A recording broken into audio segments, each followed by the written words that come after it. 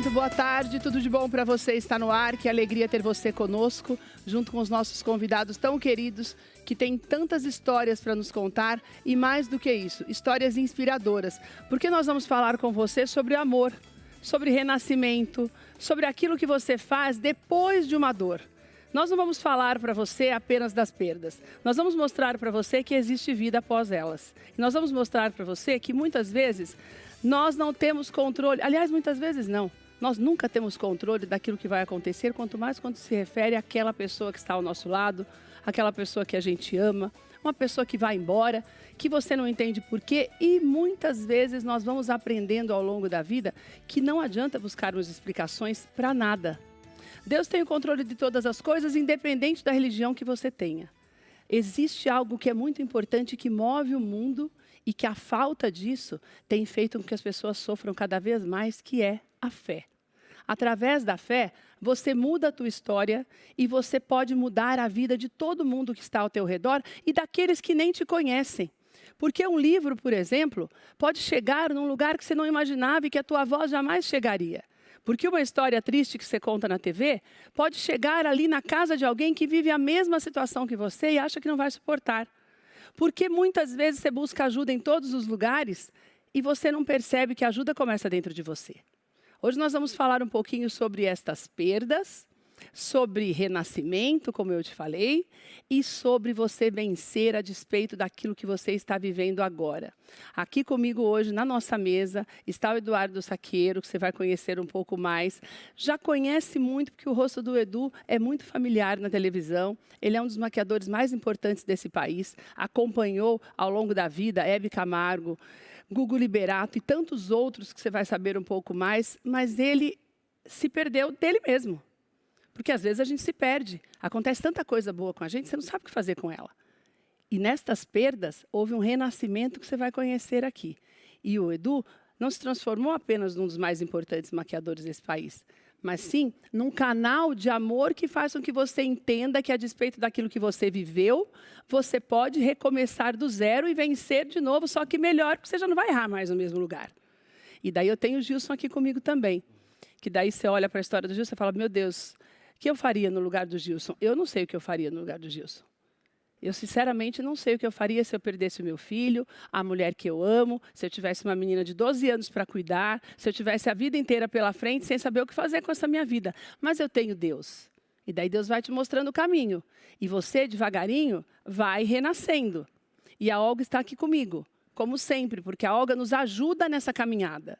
É muito importante quando nós entendemos que nós não precisamos fazer tudo sozinhos, que nós não devemos fazer tudo sozinhos e que nós não podemos, porque é impossível você tentar mudar a tua vida toda se você se isolar.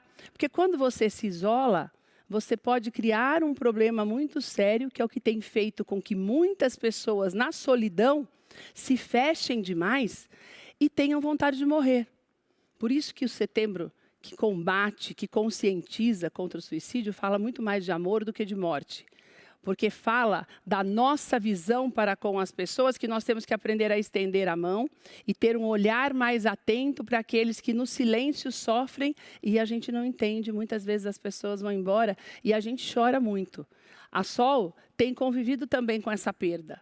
Porque quando você perde um filho que está ali perto de você, que não tem nenhum problema aparente, que é lindo, que está ali na faculdade, que tem os amigos, que é um filho querido, é obediente, inteligente, e os amigos amam, e daí ele vai embora e você faz o quê com essa dor toda?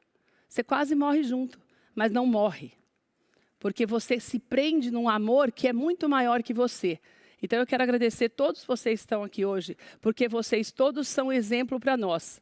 Porque de uma forma ou de outra, quando a gente não perde pessoas ou a vontade de viver, nós perdemos coisas que nós amamos e que fazem tanta falta para a gente como alguém que morre quando você não tem aquela situação. Então vocês hoje para a gente são um exemplo e eu quero agradecer demais. Sol, primeiro por você estar aqui, que você está longe da gente, perto. Te agradeço demais, minha querida, por mais uma vez você estar falando sobre a partida do Gabriel. Nós vamos falar muito mais do teu renascimento e da tua família do que da partida dele. Mas eu sei que o quanto é difícil para você falar sobre isso e, ao mesmo tempo, o quanto é gratificante você saber como ele era amado Eu encontrei o Gabriel através de uma pessoa que eu amava tanto quanto todos os amigos dele, que é a Gi, que é psicóloga. Então, eu sei que dentro de você existe esse desejo de mostrar para as pessoas que, apesar da dor, a gente continua, né, Sol? Exatamente. Você dá um novo sentido, né, para a sua vida. E o Gabriel sempre foi um menino maravilhoso, um filho exemplar, sempre nos trouxe muitas alegrias. E, ao mesmo tempo, o que foi acontecendo foi muito rápido. Então, hoje a gente vem aqui para trazer um pouco começa a resignificar a vida, né? Dar um novo sentido para a nossa vida, porque as pessoas que ficam, os sobreviventes, né, do suicídio, que são os familiares, eles precisam continuar, né? Verdade. Precisam continuar pelos que se foram até. Então, quando a gente começa a olhar para fora um pouco da nossa dor, a gente consegue dimensionar a vida de uma outra forma, sabe? Você se recoloca, você se coloca diante da vida de uma outra forma. Mas demora, né, Sol? Tudo isso é tempo ao tempo, é um processo muito longo, né? Ele requer muito amor próprio, muita dedicação, mas é possível, sabe? Eu acho que qualquer pessoa que entre no fundo do poço, ela tem uma força que ela desconhece. Ela desconhece a força que ela tem. Então, acho que Deus te dá essa força que você faz com que você se levante, se erga e continue caminhando na vida. Só, eu quero que você fique aqui com a gente, que você vai conhecer as histórias dos outros nossos convidados, e nós vamos falar um pouquinho mais sobre isso, até para você que está na sua casa também entender um pouquinho mais da história do Gabriel. Edu, seja bem-vindo. Obrigado, Keila. Obrigado a todos que estão aí nos assistindo. O Edu tem uma alegria muito grande de ter o Edu hoje. Até conversava com o Gilson sobre isso, Olga, antes de você chegar, de nós começarmos. Porque o Edu, ele é um sobrevivente de uma tentativa de suicídio. O que é difícil. Eu sei que o Vinícius também tinha tentado por diversas vezes. Só que, no caso do Edu, o Edu teve um amor muito grande que fez com que ele se comprometesse a retomar o desejo de viver. O comprometimento, Olga, antes dele contar essa história, eu queria falar um pouco sobre isso com você. Essa responsabilidade que muitas vezes alguém coloca sobre nós, no caso do Edu, a pessoa falou para ele, olha, você vai me prometer que você nunca mais vai fazer isso. A sensação de gratidão mudou a vida dele. Então, eu acho tão importante isso, porque que é, na verdade, um pouco do que a Sol vai falar e o Gilson também, que esse comprometimento é uma das coisas que faz com que a gente... É como se fosse um novo objetivo, né? Para a gente continuar vivendo, né? Sim, e o mais importante de tudo é se sentir acolhido na sua dor. Né? A pessoa que está com ele entende o sofrimento dele, mas diz para ele, eu estou aqui com você. Né? Então, prometa para mim que você vai viver. Né? Então, você acaba estabelecendo um vínculo com essa pessoa e isso te estimula a viver. Porque, antes de qualquer coisa, nós somos seres sociais. A gente precisa se sentir amado, querido, respeitado, acolhido. Então, muitas vezes as pessoas chegam ao suicídio porque elas não se sentem acolhidas por ninguém. Né? E ninguém entende a minha dor, ninguém percebe o quanto eu estou sofrendo e ninguém se importa com isso. Então, é importante você ter esse vínculo, esse laço, porque isso te estimula a criar novas formas de viver muito mais positivas do que as que você vinha tendo antes disso. Edu, você é maquiador há quantos anos? 26 anos de 26 carreira. anos. De uma carreira que hoje eu até falo que você me convidou para o seu programa num momento muito sensível da minha vida, porque amanhã, hoje 4 de setembro, amanhã dia 5, eu estou completando 46 anos amanhã. E é um momento... Passa um filme, hein? Então, é um momento tanto de reflexão, de você parar e você pensar e você falar, cara, você venceu, você está aqui, você é um outro ser humano.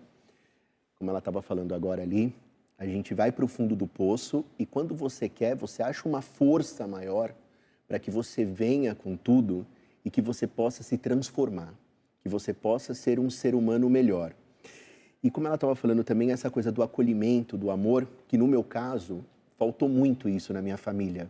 Antes de tudo acontecer. Na verdade, nunca tive esse acolhimento, a não ser a minha mãe. Certo. Que também foi uma outra perda para mim. Eu perdi minha mãe no dia 1º de março de 21, vítima da Covid.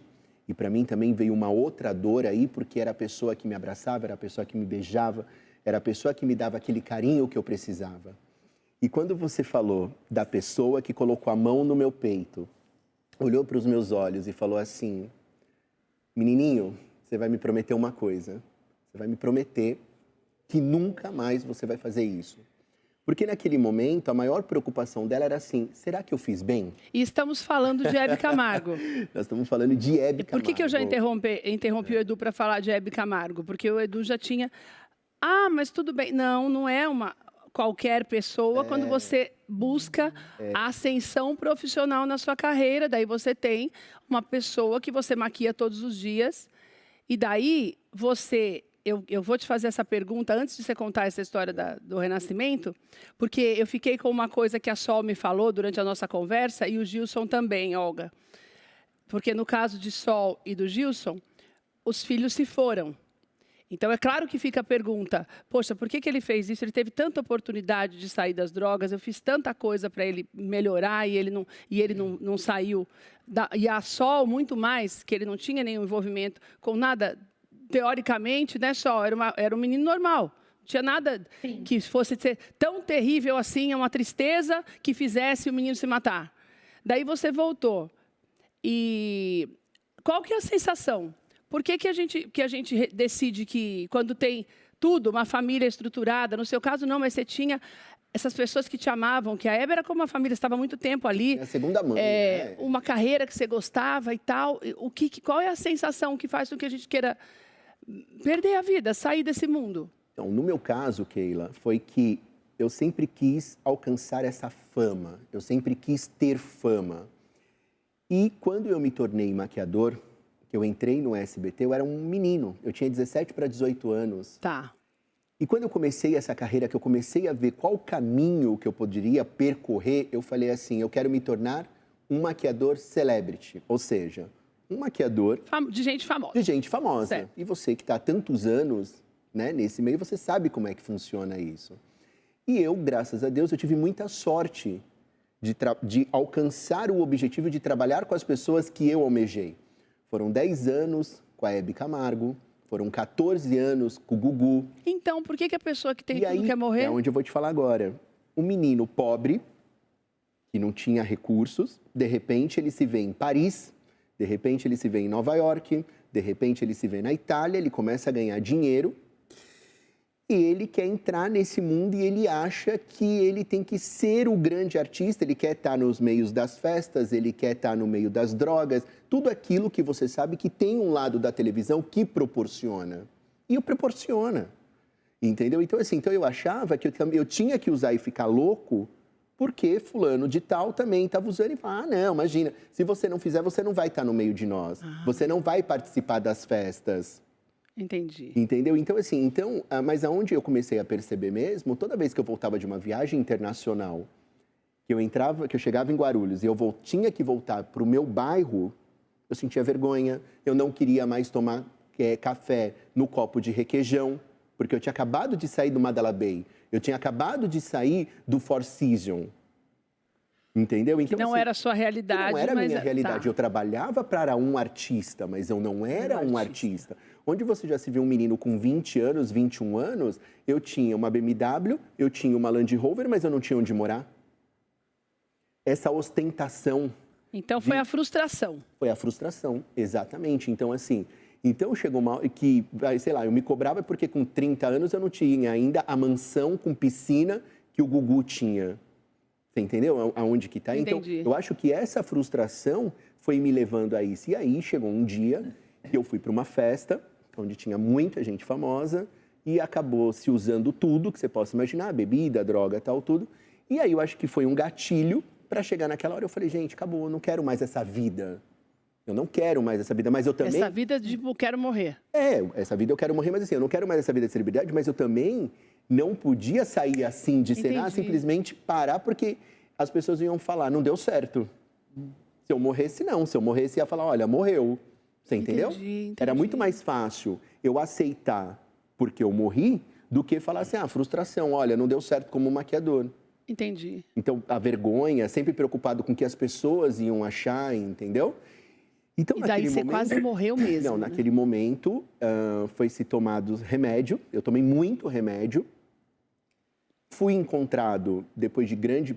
Como eu não estava sendo achado, eu fui encontrado na minha casa já convulsionado, já com a língua toda para fora, tal, tudo. E aí é Deus, é onde eu falo que entra Deus. Hoje, Keila, com 46 anos, e olhando essa minha história de vida, quem eu fui, quem eu me tornei e quem eu sou, eu falo que tem muita mão de Deus. Por que eu estou te falando isso? Edu é encontrado no chão. É chamado SAMU. O Edu vai para um hospital público, porque o SAMU ele é levado para um hospital público no primeiro Todo momento. mundo. Quando eu chego no hospital público, eu sou socorrido por uma cliente que estava de plantão, que eu nem sabia que essa cliente trabalhava nesse hospital. Doutora Daisy. Quando a doutora Daisy me viu, ela falou, menino, o que está acontecendo aqui? Aí foi quando foi acionado, a Daisy falou, olha, para ele não morrer, tem que ser tirado ele daqui, eu preciso de uma ambulância com a UTI. Foi ligado para o sobrinho da Hebe, o Cláudio, falecido, infelizmente, também morreu da Covid. E aí foi levado para a Hebe. Só que não falaram para a Hebe a verdade. Na cabeça da Hebe, eu tinha sofrido um acidente de carro, até ela saber a verdade. E eu fui. Aí foi quando a Hebe falou, não importa, eu quero que salve o meu menino. Ela não sabia de nada. Nesse primeiro momento, o Cláudio, ele pediu a cópia de todos os meus exames para saber o que havia acontecido. E aí foi quando descobriram o que era. Enfim, e aí eu fiquei em coma, com sonda no nariz, na cabeça. Edu acorda depois de alguns dias. Vem a equipe médica, tira a intubação, tal, tudo. O médico vira para mim, eu acordado na cama, o médico vira para mim e fala assim, se apresentou, falou o nome dele, ele falou, olha, eu só quero que você saiba que eu sou amigo da Hebe, e a Hebe pediu para a gente fazer tudo o que podia, o que não podia para você. Só que foi muito claro ali para mim naquele momento, sabe quando você tem uma coisa muito lucidez ali na hora? Por quê, doutora? Quando ele me falou isso, a primeira coisa que veio na minha cabeça, que eu lembrei, foi o que eu fiz. Então, na minha cabeça, eu falei, todo mundo já sabe. O que eu fiz? Eu desmaiei. Então, levou um tempo para eu sair da UTI, para eu ir para o quarto.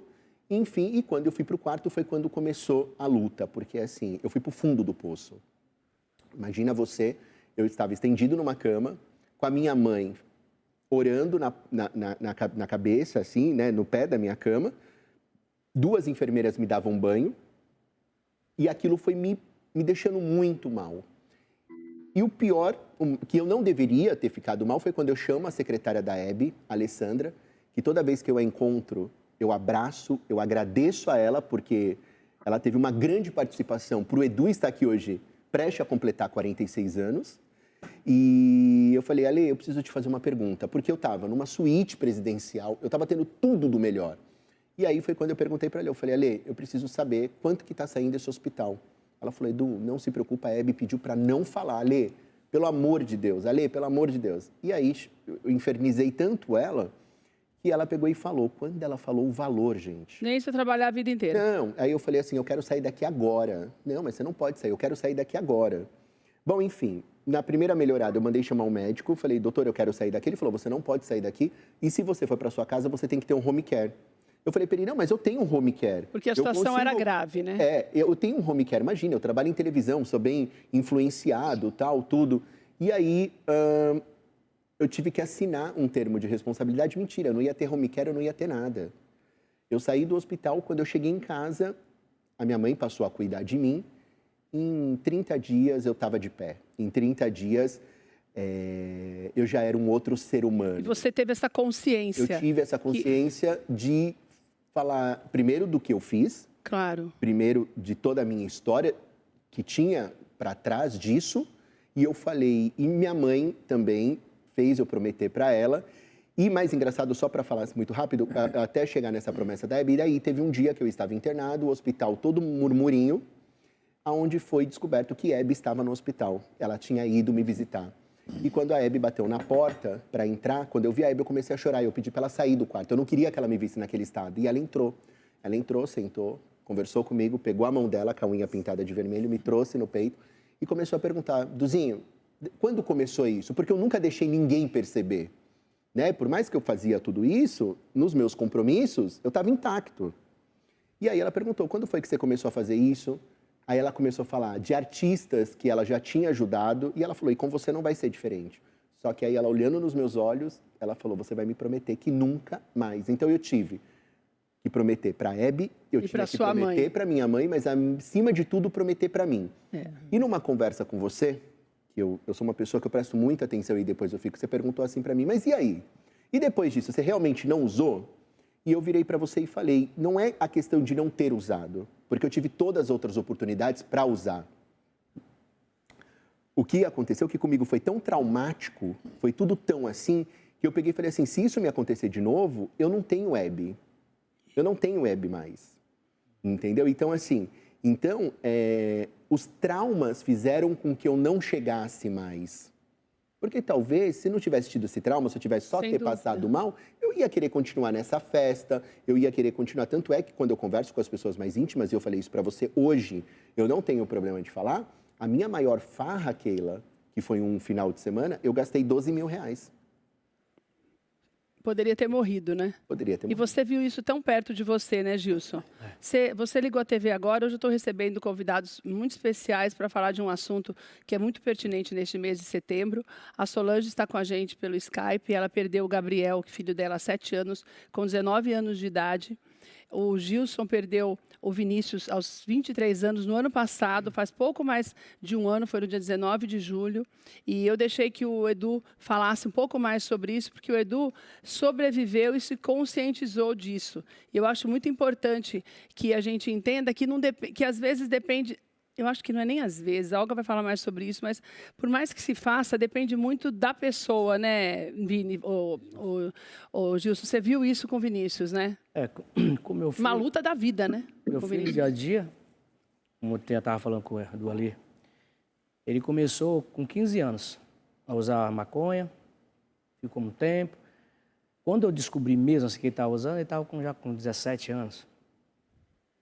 Eu comecei, no início fui muito enfático, no começo de pai, né, não aceitava. Eu sempre falava assim: eu te amo, mas eu amo você, mas as suas atitudes eu reprovo. E começou aquele embate.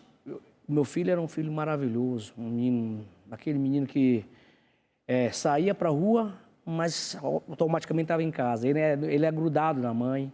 É aquele filho chegar, assim, da gente chegar, ele tinha um costume de chamar, meu carecone, meu papito, ele é muito brincalhão. Ele chegava, aquela pessoa que onde ele chegava, ele atraía as pessoas para ele. Um menino muito inteligente, autodidata. E ele, o que nos afastou foi simplesmente as drogas. Ele tinha um problema de autoestima. Por ser uma pessoa muito querida, mas ele se achava que ninguém amava ele. E esse foi um ponto que faltou em mim. E eu creio na minha esposa a maturidade de perceber isso. Eu vejo isso, que muitas vezes a gente dá o que a gente tem, não é, doutora? A gente muitas vezes assim, você passa para alguém aquilo que você aprendeu. Eu sou pai de 3 filhos, a minha filha mais velha tem 27 anos, e a minha criação foi mais minha mãe. E quando eu fui, desde minha infância, fui criado com minha avó. Então, eu praticamente sou aquela pessoa que cresceu aprendendo com outras famílias. Eu tenho exemplo de vida de outras famílias, de amigos de escola, que eu via muito na casa dele. Então, eu fui pegando assim, experiência de outras pessoas. Então, eu não tive aquele amor de pai, porque eu não tive pai. Eu tenho um padrasto, chama Reinaldo, uma pessoa maravilhosa, uma pessoa que eu amo demais, como o meu pai, mas um pai paterno. De você assim, ir na escola te buscar. Eu não tive esse privilégio. Eu não tive o privilégio no Dia dos Pais, na minha infância, de ser abraçado, de jogar uma bola. Eu não tive isso. Então, eu sempre falava assim, quando eu tenho meu filho, eu quero dar tudo. Então, na minha preocupação de querer dar demais para meus filhos, eu acabei assim, estando perto e longe ao mesmo tempo. Porque eu me enfiei em trabalhar. Eu trabalhava 36 horas por dia. Eu trabalhei no banco da Caixa Econômica durante 10 anos. Saía da Caixa Econômica e ia trabalhar de segurança à noite. Depois, um certo tempo, eu inverti. Eu trabalhava no banco, saía do banco da Caixa Econômica e ia trabalhar no antigo Banco Real. Mas daí, Gilson, você fala como se você achasse que a culpa é sua. É por isso que tentaram falar para mim. E eu estou falando isso porque Sol, quando nós conversamos, né, Sol? A Sol falou assim, o Gabriel estava sempre com a gente, ele só ficou, estava muito introvertido durante esse período, mas por conta da escola, a gente não percebeu nada tão grave. Quer dizer, parece que nas duas situações que se foram, vocês têm o mesmo sentimento, apesar de você já estar há mais tempo com essa perda, de que, como se vocês tivessem atitudes diferentes, a situação fosse diferente. Essa é a impressão que eu tenho quando você fala, que foi a mesma que eu tive quando a Sol falou. Você acha isso, Gilson? Olha, Keila, eu sempre até um certo tempo comecei a me cobrar muito, devido ao que eu deveria ser um pai melhor. Às vezes eu me pergunto, se eu ouvisse mais um pouco meu filho, se eu não trabalhasse tanto, se eu não viajasse tanto, eu praticamente fiquei quase 12 anos trabalhando como motorista, então viajava bastante. Aí eu falava assim, se eu desse mais atenção para os meus filhos, principalmente o meu filho. A minha filha mais velha não, ela é muito dependente. Uma menina, assim, ela tem 27 anos, inclusive agora, semana que vem, ela está indo para a Inglaterra, no intercâmbio. Minha filha sempre foi independente. Todo mundo fala que ela puxou a mim. A Bia é você de saia, porque ela é completamente independente. A baixinha lá, ela é terrível. Então, eu sempre me cobrei disso, sempre dar o melhor para meus filhos. Porque eu falo assim, eu não tive isso, então eu vou dar para o filho. Então, eu sempre me cobrava muito. E por me cobrar muito, eu vi que acho que eu perdi um pouco no meio do tempo. Olga? Você não se perdeu, não. Porque você deu aquilo que você, na época, considerava ser o melhor. É muito fácil, depois de tudo que aconteceu, você olhar para trás e ficar se criticando e se condenando por aquilo que você deveria ter feito e não fez. Mas lá atrás, quando você fez, você achou que você estava fazendo o seu melhor. Então, errar é humano, todo mundo erra, mas não se culpe, porque você deu aquilo que você podia dar, aquilo que você sabia dar e conseguia dar com todo amor. E veja, excesso de amor também faz mal, né? Assim como a falta de amor, o excesso de amor também faz mal. E na verdade, você não podia dar para os seus filhos aquilo que você não tinha também, que você não aprendeu, que você não sabia. Então, não tem por que se culpar, né? Aconteceu, mas paciência, a vida que segue. Vamos aprender com tudo isso para sermos melhores ainda daqui para frente, mas se culpar jamais. É que no caso do Gilson tem uma outra situação que aconteceu logo depois, que eu já vou falar sobre isso também, mas eu queria ir para você, Sol, porque o Gilson está vivendo essa sensação e essa saudade há um ano e um mês e meio. Porque o Vini faleceu em 19 de julho do ano passado. Mas você vive essa saudade há 7 anos. Essa sensação de culpa, você carregou durante um tempo também? Como é que a gente... Eu sempre falo aqui, né, que não é um conselho, a gente não dá conselho para as pessoas, mas a experiência da gente, ela edifica os outros. Então, você se vê um pouco nas palavras do Gilson, quando aconteceu, assim, logo depois que aconteceu, como ele está vivendo, o que você diria para ele? Vai melhorando isso, Sol? Então, Keila, a depressão, ela é uma doença silenciosa. Nós, como os pais, que tentamos sempre dar o melhor para os nossos filhos, né? A gente sempre luta para isso. Foi a vida minha exatamente a mesma história, praticamente. Sempre lutando, eu e meu marido, pelos meus filhos, né? Tenho mais uma menina de 30 também.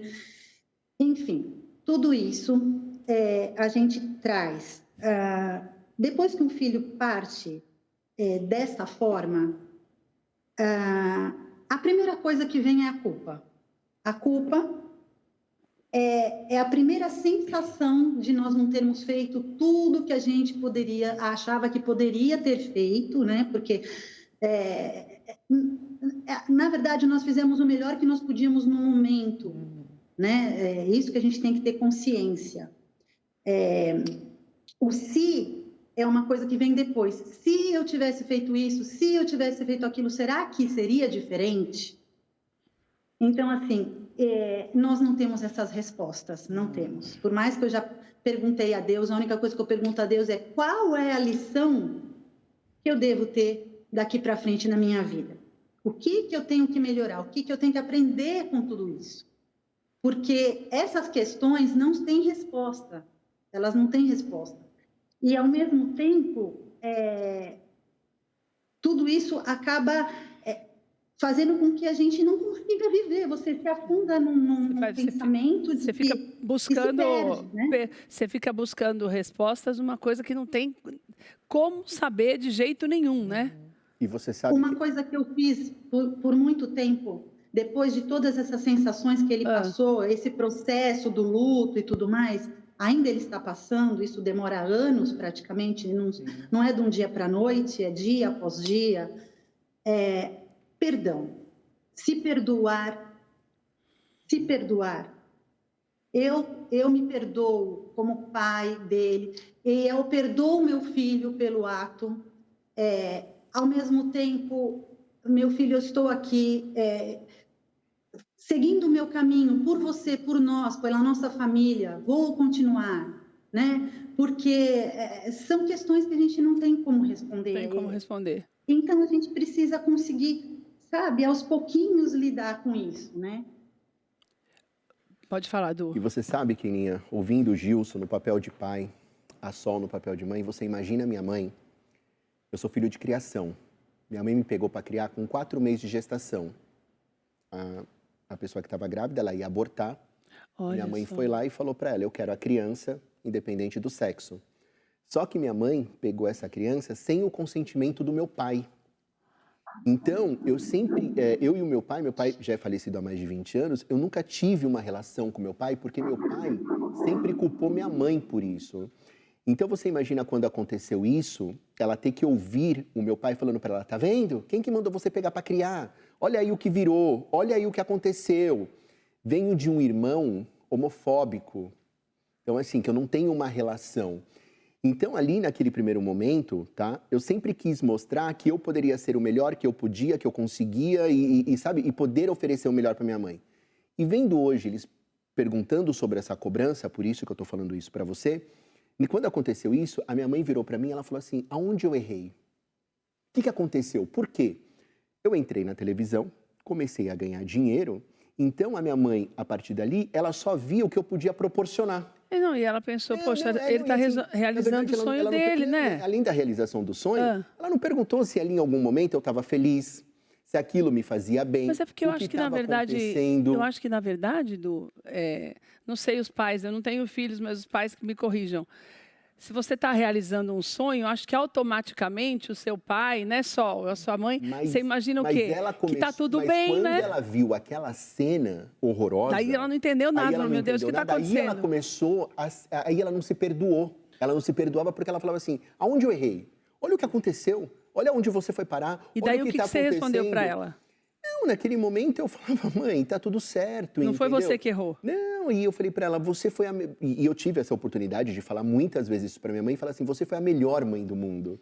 Você acreditou num ser que você não sabia o que ia se tornar. Você acreditou, você pegou uma criança para criar que você não sabia se essa criança ia ser homem, mulher, gay, entendeu? E você me aceitou e me amou do jeito que eu sou. Mas daí você falando de culpa, que é o que eles estão falando, ela se sentiu culpada e a sua mãe teve a oportunidade de ouvir o que eles não ouviram. Sim, exatamente. Como que você falou isso para ela? Quando ela falou o que eu fiz, onde eu errei, o que você falou para ela? Então, ali no primeiro momento, foi o que eu falei, que estava tudo certo, mas depois... Que não era culpa dela. Que não era culpa dela. Mas eu, graças a Deus, como eu me reinventei, como eu surgi, né, novamente, eu nasci novamente, aí eu fui mostrando para ela que não tinha culpado. Que não era culpa dela. E também não era culpa dela, entendeu? Eu fui mostrando no dia a dia, na minha transformação como ser humano, entendeu? Mostrando que eu realmente estava mudado, porque foi que nem você perguntou, mas e aí, a sua carreira parou? O que foi que aconteceu? Não, gente, minha carreira não parou nada, pelo contrário, melhorou a minha carreira. Eu tive muitos artistas, teve alguns, óbvios, que fecharam as portas, porque ficaram com medo, assustou, mas teve outros que me abraçaram e falaram, a gente não vai soltar sua mão. A a gente vai continuar com você, né? A pessoa que mais me ajudou na época, né, foi a apresentadora e jornalista Cíntia Benini. A Cíntia Benini, ela falou, não, eu tô com você, então assim, eu continuo. E As aí, pessoas vão ajudando. e as pessoas vão ajudando, entendeu? Então, assim, e eu tava falando pro Gilson também, eu tive um sobrinho que se suicidou com 25 anos. E ele faleceu no dia 12 de outubro de 2020. E o meu sobrinho, ele se suicidou porque ele tinha epilepsia. Ele não conseguia conviver com a epilepsia dele, mesmo ele fazendo o tratamento. E aí ele começava a namorar, ele tinha um ataque, passava vergonha em festa e tal, tudo. Ele não aguentou, ele tomou todos os remédios dele e se suicidou. Que você vai vendo isso, a história se repetindo, E você né? vai vendo as histórias se repetindo. Olga, tem duas coisas que eu queria falar antes de contar a outra parte da história do Gilson, que eu quero que a Sol também ouça essa história, e você também, que eu não tinha te falado ainda, que é essa história da culpa, né? A gente fala sobre isso sempre, e o sentimento de culpa das famílias, dos familiares, independente se a pessoa usava droga ou não usava nada, ou tinha depressão, independente do motivo que possa ser, porque a gente nunca vai saber o real motivo, a pessoa não veio. Por isso que é importante o Edu, para as pessoas entenderem a sensação de quem tem uma nova oportunidade, né? Como que a Sol está, através da escrita, porque ela é escritora, através das palavras, do trabalho dela, da mudança de endereço, da dedicação maior à família. Claro, ela pensa nisso, mas essa sensação de culpa vai diminuindo. O Gilson é muito recente ainda.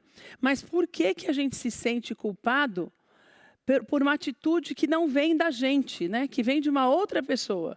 Tudo bem que é alguém tão próximo como o filho, mas por que a gente carrega isso? Porque, de uma forma geral, quando o pai ou uma mãe perde um filho, faz 20 anos que eu faço isso, eu nunca vi um pai ou uma mãe falar assim, poxa, eu fiz tudo o que eu podia. Sempre fala, e se, não sei o quê, se eu não tivesse. Por que a gente não deixa de carregar a culpa pelos atos dos outros? Bom, em primeiro lugar, porque todo pai e toda mãe que ama seu filho quer ser perfeito para o seu filho, quer propiciar para ele tudo de bom, não errar, né? Então quer ser uma pessoa exemplar. Só que nós somos seres humanos e nós erramos. E muitas vezes nós não temos consciência desses erros. Então, muitas vezes os pais, né, no seu pedestal de pais, eles acham que o certo é dar bens para os filhos, é dar coisas para os filhos, é propiciar um quarto lindo, um carro, uma bicicleta, etc. Quando às vezes o que o filho quer é amor, é atenção, é carinho. Mas esses pais, nesse afã, como você bem mostrou, né, nesse afã de querer dar coisas, não sobra tempo para isso. Então, ele não pode se culpar de uma coisa que ele não pôde fazer, porque ele também não tinha tempo, ele estava focado em ganhar dinheiro. E às vezes também dá tempo e faz tudo e acontece também, né, Olga? Sim, porque muitas vezes os próprios filhos têm dificuldade de se abrir com os pais, né, por alguma razão, talvez porque não tem a convivência. Então, eu sempre digo, você tem um filho, desde pequenininho, ensine seu filho a falar o que ele está sentindo. O que você está sentindo? Você está com raiva? De quê? Por quê? Como? Conversar, entender o que se passa na cabeça do filho, para que você possa ter uma relação tão próxima que você perceba, né, quando esse filho está com problemas ou não. Porque é muito comum, a pessoa que pensa em suicídio, muitas vezes ela não quer que ninguém se toque disso, ninguém perceba isso. Então, ela simplesmente interpreta um personagem alegre, feliz, divertido, mas lá dentro ela está sofrendo muito e ela não encontra ninguém com quem ela possa compartilhar. Então, é sempre bom dentro da família, se o pai e a mãe não têm essa condição, porque trabalham muito, estão fora de casa, um tio, uma avó, uma prima, alguém mais velho, né, que possa ter uma convivência maior com esse jovem, para que ele possa se sentir seguro para falar das suas aflições. Agora, culpar-se jamais. Por quê? Porque você, pai, você, mãe, sempre quer fazer o melhor para o seu filho. E o melhor, de acordo com o que você acha, não necessariamente é o que o filho quer. Mas você não tem essa consciência.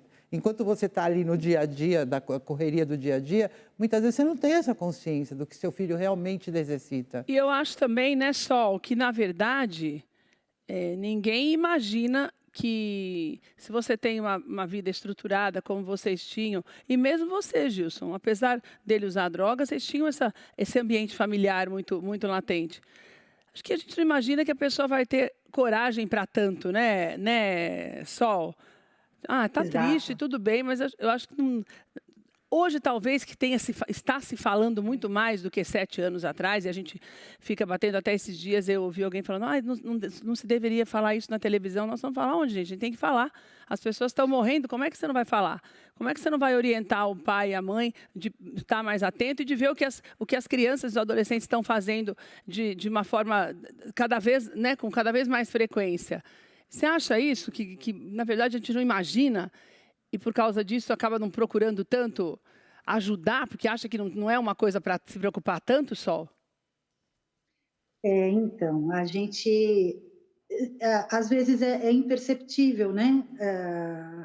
O grau que cada um está, né, passando dentro de si, dentro de cada um, da pessoa. Então, assim, a gente não pode estar dentro do outro o tempo inteiro para saber o que está acontecendo com ele, mas a gente pode, sim, dentro do nosso esteio, da nossa família, acolher, escutar, ser um pai presente, uma mãe presente. Isso eu fui, eu acredito que o Gilson também. Todos nós nunca nos afastamos dos nossos filhos. Eles tinham essa forma de chegar até nós. O Gabriel, no jeitinho dele, ele era quieto, ele guardava muita coisa, né? Ao mesmo tempo, os jovens hoje, eles não conseguem lidar com as próprias frustrações. As redes sociais, tudo que eles veem, que eles se espelham hoje em dia, que a gente sabe, no fundo, que aquilo lá não é real, uma coisa, né? verdadeira, real, né? Então, hoje você vê que... E aí, como é que eu lido com esse meu emocional diante do que... tudo que é exigido de mim, né? Então, assim, o que a gente busca é se conhecer, saber quem a gente sabe? Diante da vida, diante do mundo, porque senão fica tudo muito difícil de lidar. Então, os pais, amigos, seja quem for, sempre tem uma forma de você pedir ajuda, de você chegar em alguém e falar, olha, não estou legal, está acontecendo isso comigo, o Gabriel, eu fiz tudo que eu podia. Como foi muito rápido, o que aconteceu? Nós levamos no psicólogo, nós levamos no psiquiatra, mas foi assim, não deu tempo. Não deu tempo. Foi tudo muito rápido. Mesmo, Sim, foi mesmo tudo muito tratando, rápido. né? Ô, Gilson, daí, Olga, o que aconteceu com o Gilson, que eu quero também falar com a Sol? O Edu já estava conversando com ele aqui, que me emocionou muito na história. Por isso que eu agradeci imensamente do Gilson estar aqui, porque 2 meses e pouco depois da perda do Vinícius, você perdeu a tua esposa, que era o grande alicerce da tua casa, né?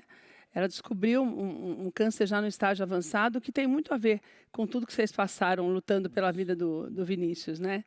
E daí, diferente de você, que teve esse alicerce, né, da família, do teu marido junto, né, Sol? Que é importante demais essa união.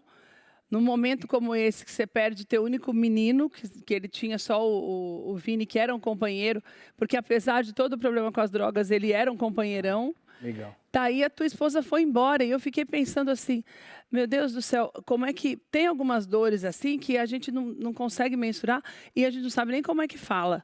Porque eu fico pensando como é que você fez depois, como é que você está conseguindo reestruturar tudo.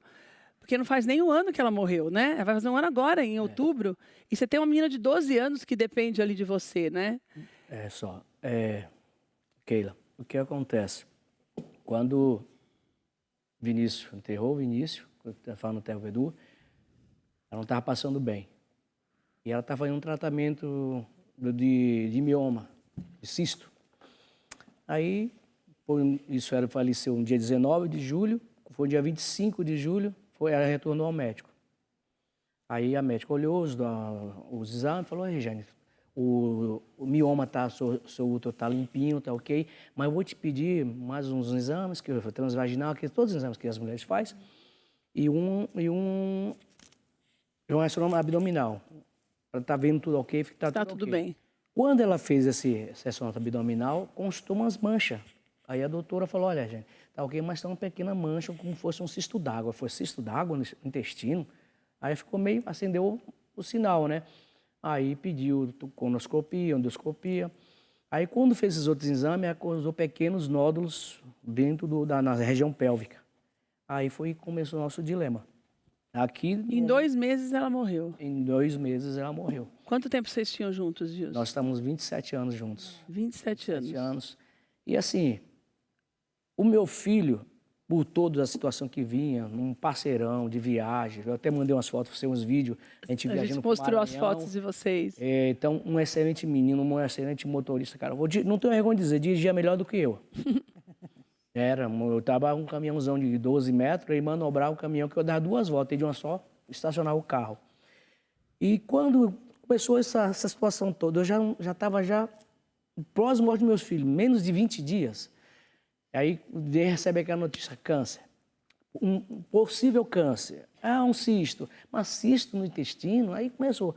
Quando descobri que era o câncer, o médico foi fatídico para mim e falou assim, olha, está avançado, já está no ovário e já está comprometido um pouco do fígado dela. Na que ele falou isso, vai respirar e vamos continuar.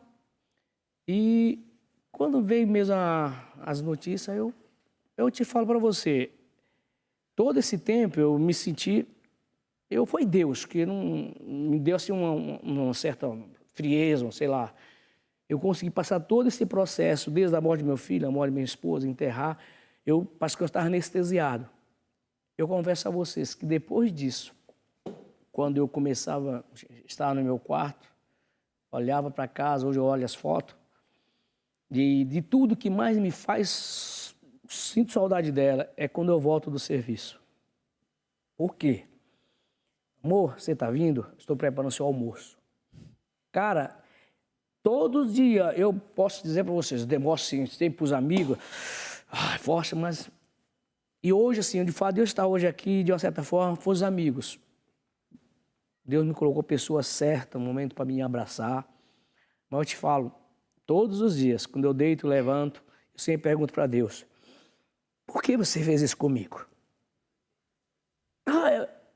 Eu não te pedi, cara.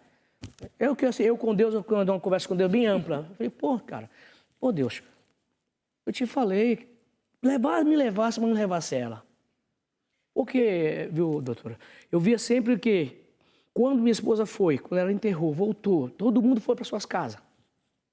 Nos primeiros meses, os amigos me ligavam, como é que você está? Até hoje tem um amigo que, esse cara é 10, sempre me liga, como é que você está, maninho? Como é que você está, maninho? Olha, precisando, estou aí, cara, precisando, fala que eu estou aí. Então, mas o que mais me preocupava, quando eu voltei para o lado, eu vi que tem uma pequena depender de mim. Falar para vocês que algumas vezes me deu vontade de encher a cara. O pessoal assim, eu tenho um amigo meu que a esposa morreu, ele entrou no álcool, falei, não é isso não, cara, porque eu conheço um Deus, eu tenho um Deus. Amém. Eu sei que tudo isso não é em vão, mas a situação que mais me causou medo, espanto foi, e agora, o que é que eu vou fazer? Eu tenho uma pequenininha de 12 anos que depende de mim. Eu tenho uma menina que eu não sei como é que tá a mentezinha dela, porque ela é muito introvertida, ela é tipo assim, é um casulo. É uma borboleta, uma lagartina e um casulo. Minha filha, você vê que ela era assim, ó, com 9 anos ela conversava, ela vinha falar com a gente assim, doutor.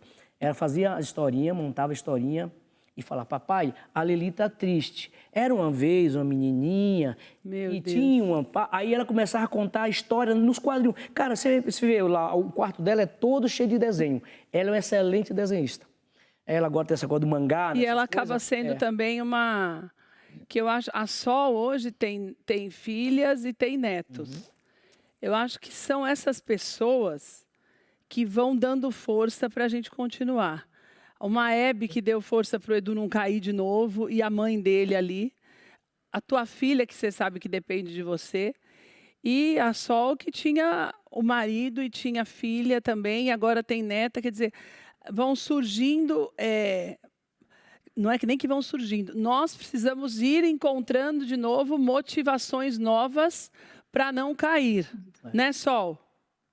Isso. Por quê? O que acontece? Aos poucos, né, com o passar do tempo, a gente vai se reinventando, colocando na nossa vida as coisas que ainda estão aqui e que são muito importantes, né? Porque, assim, às vezes, o meu filho era a coisa mais maravilhosa do mundo na minha vida. Ele era o amor da minha vida, entende? Ele era muito parecido comigo. Em muitas coisas. Era um menino calmo, sensível, assim, ele tinha essa sensibilidade. Então, assim, era aquele que quando você abraçava, você sentia uma calma, uma serenidade que ele passava. Eu sinto muita saudade disso. Mas, ao mesmo tempo, eu tenho a minha filha. Eu olhei para o lado e falei, meu Deus, eu tenho uma filha, né? Então, ela precisa de mim, mais do que tudo nesse mundo agora. E é para ela que eu vou me dedicar. E nisso aí a vida foi, sabe, se moldando à minha volta. E aí veio a Luna, que é a minha netinha, né? Que é a alegria da casa, da família, para mim, para o meu marido, nossa, para minha mãe. Então, assim, todos nós ali, aquilo foi, como se fosse colocado uma renovação. A gente se renova em amor, entende? É o amor que cura. Que é o que o Gilson vai descobrindo também, né, Sol? Ele vai ter que ir descobrindo aos pouquinhos que a filha dele precisa muito dele agora, nesse momento. Então, é para ela também, né, que ele vai se dedicando. E esse amor que ele tem, que ele teve pelo filho e que ele tem pela filha e pela esposa, isso vai ficando tão forte dentro dele, ele vai ficando tão, sabe, é um poder tão grande o amor, que ele vai poder direcionar e canalizar isso para a filha agora. Porque dali ela vai formar a vidinha dela, a família e tudo que vai vir de bonito na vida dele. Porque a vida, gente, a vida é maravilhosa, né? Se a gente for ver bem. Eu estou feliz de você estar falando isso, porque quando você vê uma pessoa, uma sobrevivente de mais anos de perda, você vê que você tem uma caminhada que pode dar certo. Verdade. Né? Porque um exemplo vai contagiando outras pessoas, que é o que a Sol está fazendo com isso e que o Edu acaba fazendo para aquelas pessoas que assistem a gente hoje, que tantas vezes tentaram tirar a própria vida e voltaram e falam, não, eu vou tentar mais uma vez, e falam, não, peraí, mas se ele conseguiu ressignificar essa existência, ele pode fazer com que eu também faça isso, né? Você sabe que com isso, diariamente, no meu caso, tá? Quando eu conto essa história para vocês, dessa coisa da ânsia de ser artista, de trabalhar na TV, de trabalhar, né? O que eu vejo hoje? Eu fico muito preocupado e me assusta muito hoje o poder que nós temos das redes sociais. A rede social hoje, ela mata. Eu fico vendo pessoas que entram no meu direct, porque ela me vê viajando com a Lívia Andrade, que me vê com o Leonardo. Acha que a vida é isso. Assim, como que eu faço para ser um maquiador famoso como você? Como que eu faço para trabalhar com pessoas como você? Por quê? Ficou tão fácil hoje de pessoas que deram certo na internet e do nada começam a ganhar milhões. E essas pessoas que também não têm nada, elas querem ficar tão famosas. E às vezes quando não acontece isso, vem a frustração. E essa frustração é onde você acaba se perdendo. Ou você também dá certo, você começa a ganhar muito dinheiro, você não tem pessoas que te orientam e você acaba entrando nesse mundo. Mas mais do que nunca você começa a entender que, gente, parece uma bobagem falar isso no mundo tão capitalista, mas a vida não é só dinheiro. Porque se a vida fosse só dinheiro, rico não se matava e não tinha problema. Né, Sol? Né, Gilson? Exato. Se fosse assim, se dinheiro fosse a coisa mais importante e trouxesse essa alegria toda, não é fácil. Não, não é fácil, não existe isso. Sabe? Então é importante que você que está na sua casa entenda essa lição dos nossos convidados de hoje. Nós estamos falando de sentimento, porque o que leva as pessoas a perderem o desejo de viver não é a falta de dinheiro. É a falta do glamour que o dinheiro traz, pode ser, mas são outras coisas que a gente nunca vai entender porque a gente não está na cabeça de quem se foi. Mas nós precisamos ensinar as pessoas a amar mais as pessoas e não as coisas. Já quero aproveitar e falar do livro do Edu. O Edu vai estar na Bienal no dia 10, através da editora. Aliás, quero mandar um beijo para a Renata Rode, que escreveu o livro do Edu, e também para a Andréa Roma, que é a proprietária dessa editora. Ela já esteve aqui com a gente, uma querida, e ele vai estar na Bienal do Livro. já pode colocar, está aí na tela, ele vai estar na Bienal no dia 10, né, que você vai estar lá? No dia 10, às 15 horas, eu vou estar na Bienal, vou estar com o meu livro. Junto com o pessoal da Editora Líder, tá? Esse livro que eu escrevi, e para mim foi tão libertador escrever esse livro, de poder colocar nesse livro tudo aquilo que eu senti antes e tudo que eu sinto depois. Que ele mostra, né, no livro que é possível você recomeçar, tá? Então, olha, o livro Ela Salvou Minha Vida tem esse nome por conta da Hebe, por causa desse restart que a Hebe deu. Então, fica o convite para você estar lá. Ô Sol, antes da gente encerrar, eu quero te agradecer por você estar aqui conosco. Tem algo muito especial que eu quero fazer aqui no final do programa que está relacionado com a Sol, mas a Sol também se reinventou através da literatura e da escrita mesmo, e tem mostrado todo esse amor pelo Gabriel para outras pessoas. Então, quero te agradecer demais por você se dispor a falar sobre isso mais uma vez, porque tenho certeza que você ajudou muito, principalmente o Gilson, que é o que está mais próximo da gente hoje, e que nós queríamos, de alguma forma, trazer esse conforto para ele, de que você não vai esquecer, mas vai diminuir, você vai aprender a viver com essa dor sem sofrer tanto, né, Sol? Acho que o recado é esse, né? Isso, o recado é bem esse. Na verdade, o amor e a alegria, primeiro, ele está nas coisas simples da vida, né? É nisso que a gente tem que buscar, sabe? O amor, a vida, ela te traz situações que você vai aos poucos aprendendo a transformar, né? Porque a gente não vem pronto para esse mundo. A gente vem para ser moldado, né?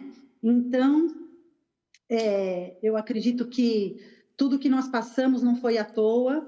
Algum recado a gente tem que passar, alguma missão nós temos, nós somos escolhidos para isso, né? Não é à toa que estamos aqui falando nisso. E que a gente possa chegar um pouquinho que a gente puder no coração das pessoas, né? Ou através da nossa escrita, ou através das nossas palavras, da nossa história, que não é fácil, não a gente não deseja para ninguém o que a gente já passou, mas que a gente possa deixar esse recado, sabe? De se apegar nas coisas simples da vida. É verdade. Né? Nas coisas que você gosta de fazer, nas coisas que você encontra um significado seu, e vai se conhecendo e vai se colocando, porque a vida está aí para ser vivida, minha gente, né? Obrigada, Sol. Gilson, obrigada por você estar com a gente também. Obrigado. E conte com a gente para esse recomeço. Estou muito feliz de você estar conosco hoje, dividindo a tua história com a gente. Olga, obrigada. Edu, muito obrigada, meu amigo. Eu te agradeço. Você é muito bem-vindo. Posso só falar obrigada uma coisa mesmo. muito rapidinho, porque de repente a gente pode estar com alguém em casa que esteja passando por isso. E eu me deparei já com algumas pessoas que estavam prestes a tirar a vida. E às vezes eu usei uma frase que eu uso hoje, que é assim: se você está passando por isso, imagina você pensar em tirar a sua vida, daí você tira. Você chega lá do outro lado, você vai ter esse encontro com Deus. Deus te chama e fala assim: se você tivesse esperado 1 minuto da sua vida, olha o que eu ia fazer. Para você, é verdade. Então assim, pensa muito bem, porque não vale a pena. E é o tema desse ano, se você precisar, peça ajuda. É o tema do governo para a campanha contra o suicídio. Eu quero agradecer aos nossos parceiros por proporcionarem essa mesa linda para os nossos convidados, a Marielle Orbá e o Grupo Hungry, e também a Sodier Doces. Mas eu vou encerrar o programa de hoje. Eu quero pedir para que a Sol ficasse ali. Como eu te disse, a Sol é escritora. As palavras que eu vou ler para você são da Sol, não são minhas, porque eu não senti essa dor na pele. A gente sente a dor da perda no coração, porque nós somos solidários às pessoas que perdem. Mas que fique no teu coração o que ela disse, porque eu acho que resume demais tudo que nós sentimos quando perdemos alguém que amamos. O amor. Eu levo o amor do meu filho comigo, dentro de mim, pois é o amor puro, o amor verdadeiro. E somente através do amor é que nós direcionamos e redirecionamos, principalmente, o nosso melhor caminho a seguir. O amor é o segredo, o amor é a melhor resposta para tudo. Você pode achar que estou sendo poeta em falar de amor num mundo tão conturbado, mas o que importa é o que nós levamos dentro do coração. Ele nos leva sempre na direção certa, por mais que nós nem imaginemos por diversas vezes sequer onde ele irá nos levar. Mas saiba que quando você emana amor, ele vem mais forte. O amor eleva, o amor conforta, o amor alegra, o amor orienta. As coisas vão e vêm, mesmo nos momentos de tormenta, passam e seguem rumo a outro lugar, pois nada pode parecer estático. Tudo se transforma no mundo das energias, nas energias de Deus. Um beijo para você, que Deus te abençoe, que você tenha aprendido com os nossos convidados como nós aprendemos hoje. Que alegria ter você aqui com a gente e que alegria poder mostrar para você que mais que nunca existe sim e sempre vai existir um caminho de fé para que você realmente tenha tudo de bom. Um beijo para você, Deus te abençoe e até amanhã.